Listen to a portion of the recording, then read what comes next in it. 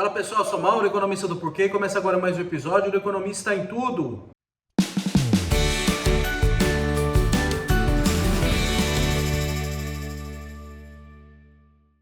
Para você que está chegando por aqui, eu convido a se inscrever no nosso canal e ligar o sino para receber as notificações. Toda semana 2 vídeos novos e também dá uma olhada no nosso site www.porquê.com.br, que tem bastante conteúdo escrito lá. Eu vou falar da inflação de alimentos e dessas medidas atrapalhadas do governo para tentar contê-la. A inflação de alimentos já está assombrando aí a economia brasileira há algum tempo e o governo vem perdendo popularidade por causa disso. Então lá ali no começo do mês, o governo divulgou uma série de medidas. Porque eu estou falando isso agora e não no começo do mês, eu já falei um pouco lá atrás, mas é que essa discussão voltou forte agora, né? Então lá no começo do mês divulgou medidas para, primeiro, para derrubar tarifas de importação de alimentos, e aí teve uma discussão lá para também fortalecer os estoques públicos de alimentos também, né? Então, essas duas medidas não fazem cócegas na questão, e aí elas podem ser, na verdade, contraproducentes. Então, no caso da redução de importação, de tarifas de importação para alimentos, o Brasil é tipicamente um exportador desses produtos. Então, quando você derruba a tarifa, a expectativa é que entre um monte desses produtos no país para competir com os nacionais e baixar os preços, ou pelo menos não deixar os preços aumentarem tanto. Não é o caso aqui, né? Porque o Brasil já exporta esses produtos. Então, basicamente, uma tarifa, uma coisa que você já exporta, é quase que inócua. Então, não vai fazer quase nenhuma diferença em relação à inflação de alimentos, a questão das tarifas. E aí a questão dos estoques reguladores, dos estoques públicos de alimentos, isso na verdade tende a piorar o problema, né? Porque se tem que tirar o produto de circulação para fortalecer, tirar arroz de circulação para poder fortalecer um estoque público, na verdade está jogando contra, né? Está fazendo que o preço suba ainda mais porque você está aumentando a escassez desse produto no mercado.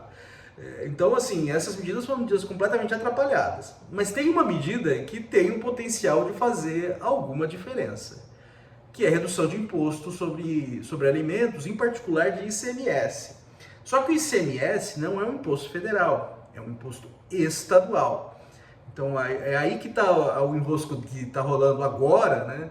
Que o governo federal está tentando convencer os estados a diminuir a taxação sobre alimentos no ICMS. Só que isso aí é um problema, né? Porque dinheiro público não é que está sobrando, né? Então toda vez que você reduz o imposto, você abre mão de arrecadação. Os estados, eles estão com as finanças já comprometidas com alguma coisa. Então eles vão ter que cortar serviços públicos ou outras coisas para financiar isso.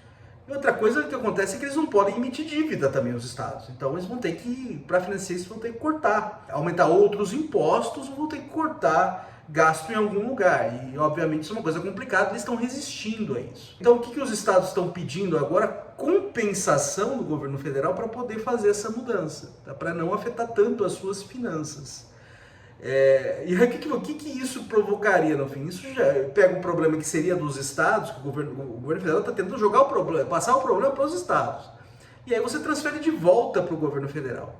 E o governo federal, as finanças ali são um problema já há alguns anos. E aí boa parte do que está por trás dessa subida de preços de alimentos é o problema das finanças públicas. Ficou mais claro aí para todo mundo que esse plano do governo de tentar, o arcabouço fiscal, né, de tentar segurar o crescimento da dívida pública, ele é muito frágil, não tem muita capacidade de segurar o crescimento da dívida pública, aumentou a desconfiança nas regras do governo de tentar segurar a dívida pública, a desconfiança eu vou falar de novo aqui, aumentou a desconfiança com relação às regras fiscais para segurar esse crescimento da dívida pública, e aí o dólar acabou subindo, por conta disso, subiu muito ao longo do ano passado. E essa subida, no fim das contas, acaba pressionando os preços de alimentos, tá?